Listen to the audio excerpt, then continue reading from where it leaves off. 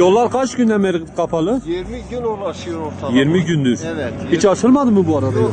2 defadır belediye tarafından açıldı da başka tarafından açılmamış. Özel idare bu yolu açması lazım değil mi?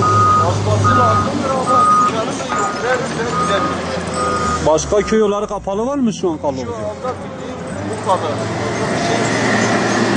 Hasta varmış herhalde. Hasta 3 aydan beri hastanelerde dolayı trafik kazasıyla ilgili. En son her hafta gelmiş, bir güzel gelmiş Karlova Devlet Hastanesi'nde kalmış şu anda. Yol kapalı olduğu dolayısıyla hastanede yatışı yapmışlar.